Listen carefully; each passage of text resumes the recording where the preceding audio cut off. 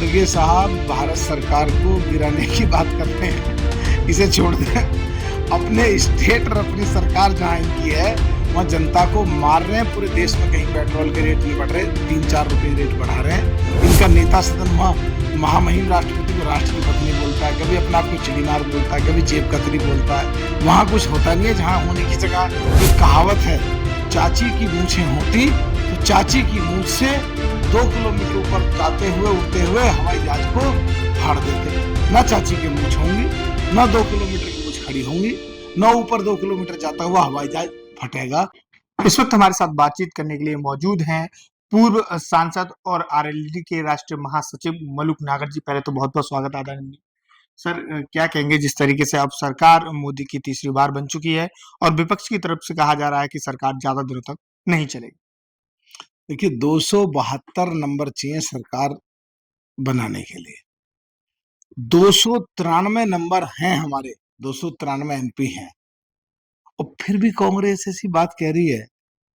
तो समझ नहीं आ रहा कितने जिम्मेदार लोग हैं ये खुद अपना नेता सदन वहां पे लोकसभा में बैठता नहीं है, सीटें इनकी खाली पड़ी रहती हैं।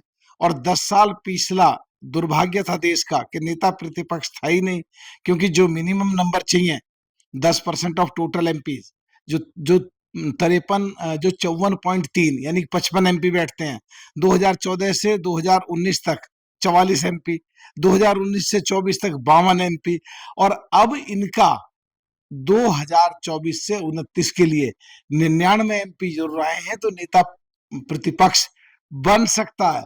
सरकार बन भी गई, मिनिस्टर ने शपथ भी ले ली, मिनिस्टरों ने काम भी चालू कर दिया, सेशन स्टार्ट होने वाला है, और ये अपना नेता प्रतिपक्ष अभी बना नहीं पाए और सरकार को गिराने की बात कर रहे हैं। भाई हद ही है बिल्कुल कि कैसी एक काल्पनिक बात करते हैं, समझ ही नहीं आता। एक और सवाल है, अभी चुनाव हुए हैं तो अभी कर्नाटक में कांग्रेस की सरकार है, वहां पर पेट्रोल डीजल के रेट बढ़ा दिए हैं। एक तरफ कांग्रेस, जब भारतीय जनता पार्टी के जो राज्यों में सरकार है, जब रेट बढ़ते हैं तो निशाना साधते हैं, लेकिन अब कर्नाटक में रेट बढ़ा दिए हैं पेट्रोल डीजल। खड़गे साहब भारत सरकार को गिराने की बात कर रहे हैं, इसे छोड़ दें। अपने स्टेट और अपनी सरकार जहां इनकी है वहां जनता को मार रहे हैं। पूरे देश में कहीं पेट्रोल के रेट नहीं बढ़ रहे, 3-4 रुपए रेट बढ़ा रहे हैं। वहां अपने जहां इनकी सरकार है वहां संभाल लें, वहां जनता के खिलाफ काम कर रहे हैं, वहां जनता के फेवर में काम करें। कम से कम सरकार गिराने को छोड़ दें। फिर सरकार गिर रही है, अपना इन पे 3 साल अध्यक्ष नहीं बना, खाली रह गया। इनका नेता सदन वहां महामहिम राष्ट्रपति को राष्ट्र की पत्नी बोलता है, कभी अपने आप को चिड़ीमार बोलता है, कभी जेब कतरी बोलता है। वहां कुछ होता नहीं है। जहां होने की जगह पिछले 3 सेशन हंगामे की भेंट चढ़ा दिए इन लोगों ने। फिर ये चुनाव क्यों होते हैं? जो पार्लियामेंट नहीं चलती तो 18-20 लाख लोग हमको चुन के भेजते हैं, उनके मौलिक अधिकारों का हनन होता है। और हम सांसद लोग जो बोल नहीं पाते, जो काम करते हैं वहां, हमारे भी मौलिक अधिकारों का हनन होता है। एक और सवाल, जिस प्रकार से चुनाव हुए उत्तर प्रदेश में इस बार बीजेपी की यानी कि कम सीट आई, उसको लेकर समाजवादी पार्टी लगातार हमलावर है। और अयोध्या की बात करें तो अयोध्या भी समाजवादी पार्टी के खाते में। आप इसे कैसे देखते हैं, समाजवादी पार्टी निशाना साध? देखिए, आप अगर ये केवल उत्तर प्रदेश की बात करते हैं तो बंगाल की बात क्यों नहीं करते, उड़ीसा की बात क्यों नहीं करते, साउथ के दूसरे स्टेट्स में जहां हमारे बहुत ज्यादा एमपी जीत गए वहां की बात क्यों नहीं करते, जहां एनडीए की सरकार बन रही है वहां की बात क्यों नहीं करते। उड़ीसा में मुख्यमंत्री हमारा एनडीए के सबसे बड़ी पार्टी जो है बीजेपी, उसका मुख्यमंत्री बना, उसकी बात क्यों नहीं करते। पिछले दिनों मध्य प्रदेश में सरकार बनी, चीफ मिनिस्टर, उसकी बात क्यों नहीं करते। राजस्थान में सरकार बनी, चीफ मिनिस्टर, उसकी बात क्यों नहीं करते। जहां पूरे के पूरे 29 एमपी आए, या पूरे के पूरे 8-10 ऐसे स्टेट्स हैं जहां पूरे के पूरे बीजेपी के एनडीए के आए, उनकी बात क्यों नहीं करते। गैर जिम्मेदारी की बात करते हैं। जहां तक अकेले उत्तर प्रदेश की बात है, कभी ऐसा भी हुआ करता था जब 85 सीट थी पूरी की 85 की 85 कांग्रेस की, जब 80 में भी एक बार ऐसा हुआ है कि पूरी की पूरी सीट इनकी। और अभी तो एनडीए में तो हम 3-4 पार्टी मिलकर के लड़ रहे थे, ये तो 30 पार्टी इकट्ठे होकर लड़ रही थी, फिर भी बराबर है। तो यूपी की कहां से बात कर रहे हैं?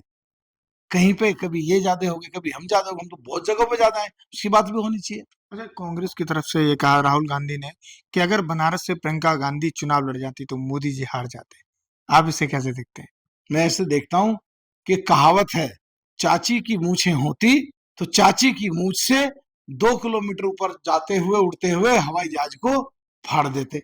ना चाची के मूछ होंगी, ना 2 किलोमीटर की मूछ खड़ी होंगी, ना ऊपर 2 किलोमीटर जाता हुआ हवाई जहाज फटेगा। ये काल्पनिक तौर पे एक एज्यूमिंग बेस पे बात है। हाँ, इस बात से एक क्लियर हो रहा है जो उन्होंने कहा था कि ये अगर लड़ लेती ना तो 2-3 लाख से जीत जाती।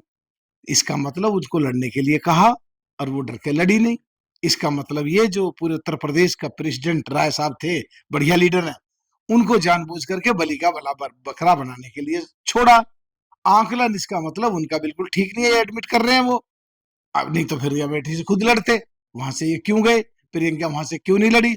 तो इससे ये साफ होता है कि ये आकलन इनका ठीक नहीं है, ये एडमिट करते हैं और ये लोग डरे हुए थे, ये इस बात से सर्टिफाइड होता है। एक आखिरी सवाल, विपक्ष कह रहा है कि जो गठबंधन के साथी हैं, आरएलडी हो या नीतीश कुमार की बात हो या टीडीपी की, इन्हें झुंझुनू मंत्रालय पकड़ा दिया गया है।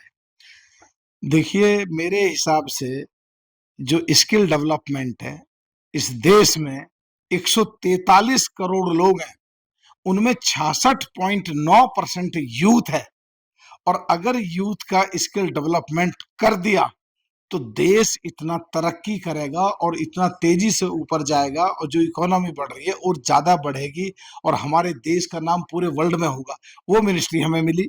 दूसरा एचआरडी मिली कि जो एकदम जहां शिक्षा, जहां पूरे देश के 100% लोगों को, बच्चे जितने भी हैं उनको पढ़ाने का मौका मिलता है। तो देश में जहां पूरा पढ़ाने का मौका मिल रहा हो देश को, देश में जहां स्किल डेवलपमेंट करने का मौका मिल रहा हो, वो इन्हें अगर झुंझुना लगता है तो भाई मुझे नहीं पता इनकी झुंझुना की परिभाषा क्या है। ये बेचारे झुंझुना फिर किसे कहते हैं।